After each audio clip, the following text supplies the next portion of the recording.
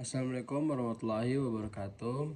Pada kesempatan ini saya Muhammad Zaki Al-Munaf dengan NIM 07 015 23 032 akan menjelaskan tentang Kitab Undang-Undang Hukum Acara Pidana, khususnya bagian yang paling fundamental yang ada pada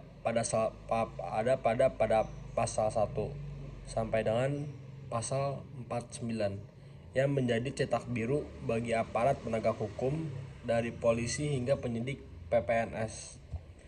Dalam video ini kita akan menyelami analisis mendalam dari Muhammad Yahya Harahap yang menekankan bahwa pasal-pasal ini adalah kunci legalitas. Ini adalah aturan main yang mengatur bagaimana tahap penyelidikan dan penyidikan harus dilakukan, memastikan bahwa setiap tindakan pemaksaan seperti memanggil seseorang, menggeledah atau menahan tidak boleh dilakukan tanpa dasar dan prosedur hukum yang jelas. Mari kita bedah fondasi hukum ini bersama-sama. KUHP pasal 1 sampai dengan pasal 49 proses pidana tahap awal menurut Yahya Harahap. Bagian awal KUHP khususnya pasal 1 hingga pasal 9 berfungsi sebagai pedoman operasional bagi aparat penegak hukum, terutama kepolisian.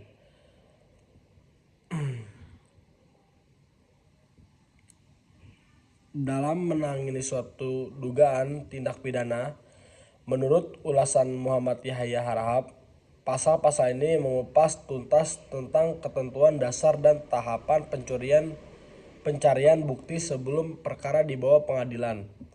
Yang pertama, fondasi hukum pasal 1 sampai dengan pasal 3.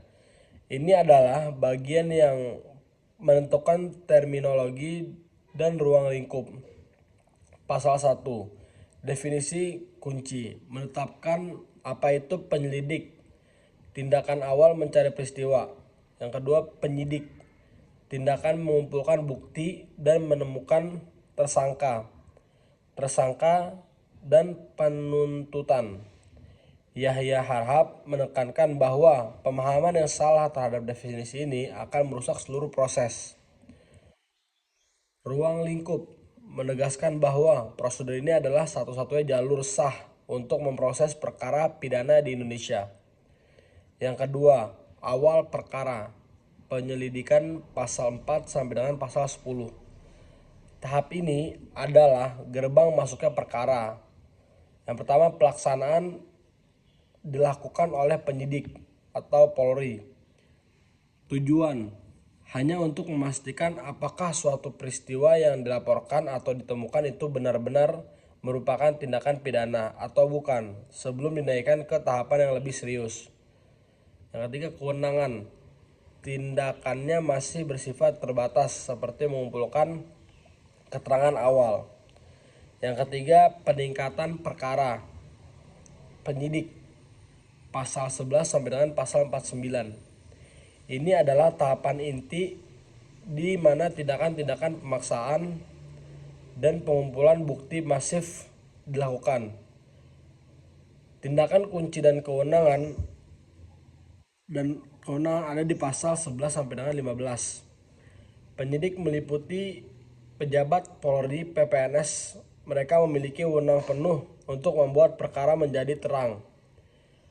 Dan ada surat perintah dimulainya penyidikan atau SPDP. Yahya Harahap selalu menyoroti pentingnya prosedur formal ini sebagai bentuk akuntabilitas. Pembatasan hak asasi. KUHP mengatur secara ketat tindakan yang mengatasi hak warga negara. Pelaksanaannya harus didukung oleh bukti permulaan yang cukup. Pasal 17. Penangkapan pasal 16 sampai dengan 19 merupakan pengekangan sementara maksimal 1x24 jam. Harus disertai surat perintah dan pemberitahuan kepada keluarga. Penahanan pasal 20 sampai dengan 31. Pengekangan yang lebih lama hanya boleh dilakukan jika ada kekhawatiran tersangka melarikan diri, menghilangkan barang bukti, atau menghalangi perbuatannya. Jangka waktu dibatasi secara ketat 20 hari. Oleh penyidik dapat diperpanjang. Yang terakhir, pengamanan bukti. Pasal 32 sampai 49. Penggeledahan dan penyitaan tindakan ini hanya sah jika dilakukan dengan izin dari Ketua Pengadilan Negara, kecuali mendesak. Hal ini ditekankan oleh Yahya Arhab sebagai kontrol yudisial agar penyidik tidak sewenang-wenang memasukkan privasi warga negara. Penyitaan barang bukti. Barang-barang yang disita harus dicatat dalam berita acara penyitaan. Mungkin sekian dari saya sebagai rekap jelas bahwa pasal 1 hingga pasal 9 KUHP adalah pasal-pasal yang paling sering diuji dalam praktik peradilan karena mengatur tindakan aparat yang paling rawan melanggar hak asasi. Yahya Arhab mengajarkan kita bahwa legalitas formal adalah harga mati di tahap awal. Jika prosedur penangkapan, penahanan, atau penyitaan tidak sesuai dengan aturan main yang tertulis dalam pasal-pasal ini, maka seluruh proses patut dipertanyakan keabsahannya. Dengan memahami babak awal KUHP, ini tidak hanya memahami hukum, tetapi juga bagaimana cara mengontrol dan menuntut pertanggungjawaban dari para penegak hukum. Pahami hak Anda dan pastikan proses pidana berjalan sesuai koridor hukum. Ya, sekian. Wassalamualaikum warahmatullahi wabarakatuh.